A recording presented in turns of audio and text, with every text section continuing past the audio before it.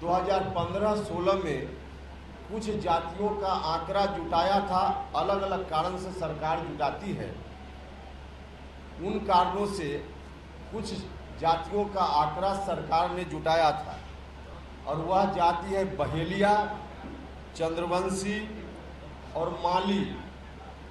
इन 3 जातियों का आंकड़ा सरकार के उसी विभाग ने 2015-16 में जुटाया था, सामान्य प्रशासन विभाग, जिस विभाग ने अभी जातीय सर्वे भी कराने का काम किया है।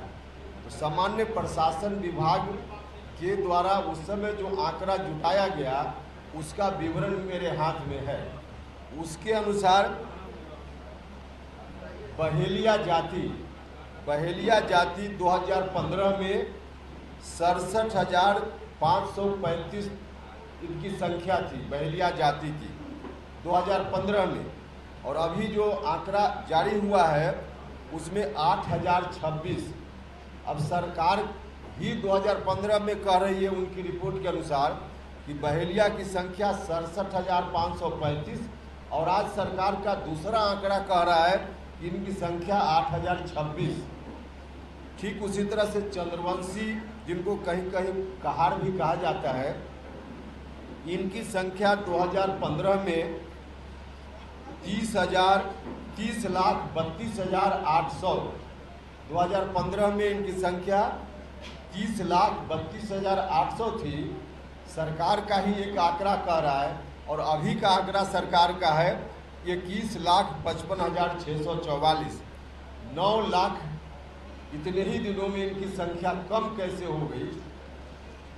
अब मालाकार, जो तीसरी जात है मालाकार, इनकी संख्या 2016 में सरकार का ही आंकड़ा है 13,15,665।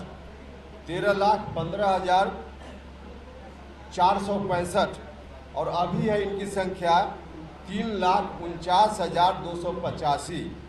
अब बताइए 2016 और अभी 2023 मालाकार की संख्या उस वक्त से अभी 10 लाख कम कैसे हो गई। तो यह तो सरकारी आंकड़ा है उस वक्त का और आज का। अब इसके बीच क्या अंतर, क्यों इस तरह का है, सरकार को जवाब देना चाहिए। यह जो रिपोर्ट है, दोनों रिपोर्ट अपने आप में विरोधाभासी है और बाकी और दूसरे लोग भी जो परेशान हैं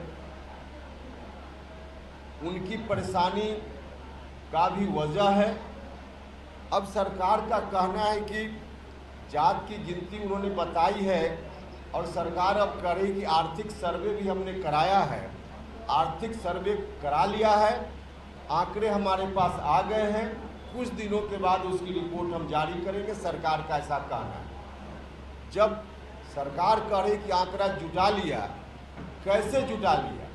अब देखिए, हम अपने बारे में कहें, जब हमने कहा कि मुझसे किसी ने नहीं पूछा कि आप किस जात के हैं, तो कैसे आंकड़ा आ गया। तो जनता दल यूनाइटेड कार्यालय की ओर से मेरे परिवार के सदस्यों की संख्या और मेरी जात के बारे में आंकड़ा बताया गया। एक तो सरकार ने ही एफिडेविट करके कहा कि किसी व्यक्ति का जो निजी डाटा है उसको शेयर नहीं किया जाएगा। जनता दल यूनाइटेड को कैसे मिल गया सरकार का डाटा, कहां से लीक हुआ, यह भी सरकार को जवाब देना चाहिए। लेकिन ठीक है, थोड़ी देर के लिए गांव में कोई गया होगा, मेरे परिवार के सदस्यों की संख्या गांव का किसी आदमी ने बता दिया होगा, सही बताया होगा, जात भी किसी ने बता दिया होगा। लेकिन जो आर्थिक सर्वे है, मेरे गांव के किसी व्यक्ति को मेरे गांव में जो मेरी ज़मीन है, पैतृक संपत्ति है, उसके बारे में डाटा मालूम हो सकता है। लेकिन उपेंद्र कुशवाहा का फ्लैट पटना में, दिल्ली में, मुंबई में या और कहाँ है, या एक फ्लैट है कि 4 फ्लैट है, इसकी जानकारी गांव के लोगों को कहाँ से मिलेगी कि गांव के लोग बता देंगे।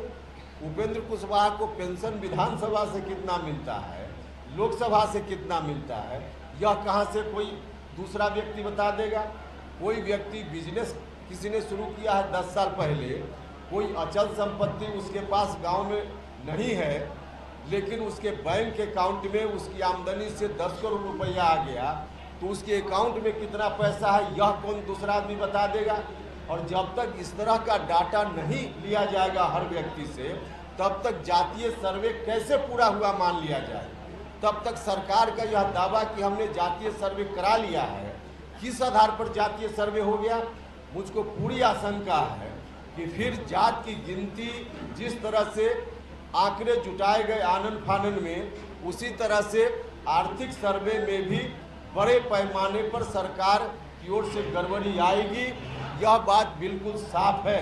इसलिए सरकार का जो भी उनकी ओर से जो आंकड़ा जारी हुआ है, उन आंकड़ों को हम खारिज करते हैं। सरकार की यह ड्यूटी बनती है कि लोगों के मन में कोई कन्फ्यूजन है सरकार के निर्णय के प्रति, तो उनके कन्फ्यूजन को, उनके भ्रम को दूर किया जाना चाहिए। यह सरकार की ड्यूटी बनती है। तो सरकार को पहले यह काम। नमस्कार, मैं हूं मानक गुप्ता।